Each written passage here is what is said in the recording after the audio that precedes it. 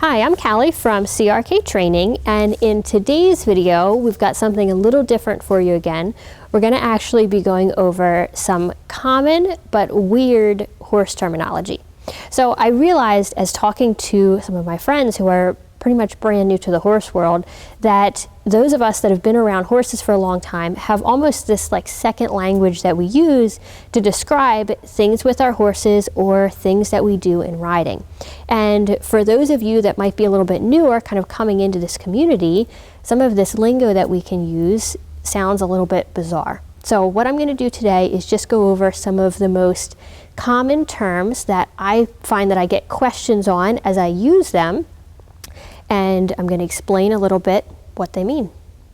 First, we're going to start with some words that refer to the horse, to the type of the horse, or the horse's behavior. Our first term is sound or unsound. So a sound horse is one that's moving comfortably with no lameness, and an unsound horse is one that has some lameness and it's noticeable in the way that he's moving. Green broke. So when we talk about a green horse, we're obviously not referring to his color, but we're referring to his level of training. And a horse that is green or that is green broke basically means that he's an inexperienced horse. Most commonly, he's also young, but he could be older and just be lacking training. Hot. So when we talk about a hot horse, we are referring to his temperament. So if a horse is hot, it means that he's probably very reactive and very excitable, which often makes him a little bit more difficult to ride. Barn sour. A barn sour horse is one that wants to go back to the barn.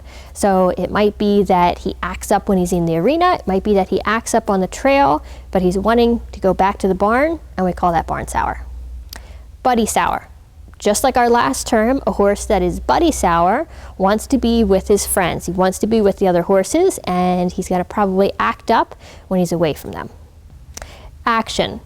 So when we're talking about action, it's usually used in the context of the way that the horse moves. So that horse has a lot of front end action. That horse has a lot of hind end action.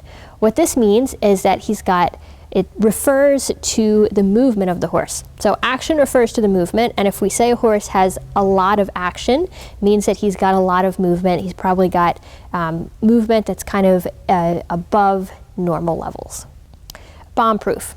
If we refer to a bomb-proof horse, we're talking about one that is pretty much unflappable. So he's not very reactive to things. He stays very calm, and exciting situations or environments don't affect the bomb-proof horse. Broke. If we say that a horse is broke or he's a well-broke horse, basically means that he's got a higher level of training and he's probably pretty easy to ride. So he doesn't react to a lot of things. He knows his basic cues and his signals under saddle. That's what we call a broke horse. Easy or hard keepers. If we say that a horse is an easy keeper, it means that he doesn't take a lot of feed to maintain a healthy weight. If we say that a horse is a hard keeper, it means that he does take a lot of feed, usually a lot of grain, or a lot of extra maintenance to maintain the correct body weight. In this next section, we're going to talk about just a few terms that relate to riding. Changing the rein. If you're in a lesson and your instructor tells you to change your rein, this basically just means change direction and go the other way. Put your leg on. So this is a common phrase that we use when we're riding, or that especially that us riding instructors tell our students, but it can be a little bit vague if you don't quite understand the feeling of it. So when we say put your leg on, it basically means squeeze the horse or apply pressure with your legs. On the bit. So this term also sounds a little bit funny, but on the bit refers to a horse that understands contact with the reins, has a nice roundness through his body, is soft in the bridle and in the rider's hands, and is moving nicely and correctly. Ahead of the leg or behind the leg. So these two phrases are talking about a horse that is either basically going too forward or going too slow. So a horse that is ahead of a rider's leg is probably oversensitive to the pressure from the rider's leg and is likely moving too quickly. A horse that is behind the leg is not responding to the cues from the rider's leg and is probably going a little too slow, not enough energy. Aids. When we refer to the aids, to like the rider's aids, we're talking about the ways that a rider is cueing the horse. So for example, we have the rein aids, cues that we give with the reins. We have the seat aids, so cues that we give with our seat in the saddle. We have leg aids, and then we might also have aids from a whip or aids with something else like a spur.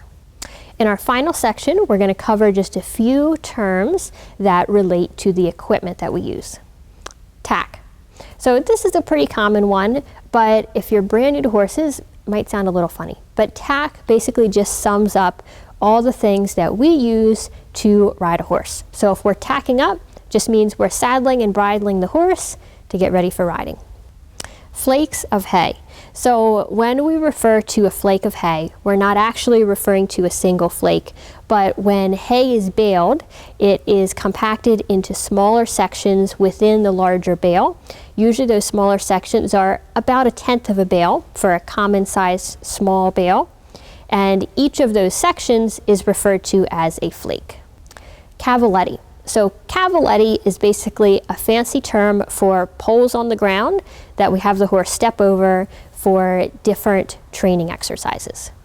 I hope you enjoyed this list of common horse riding and equipment terms. If you have any others to add to the list, go ahead and put them in the comments below.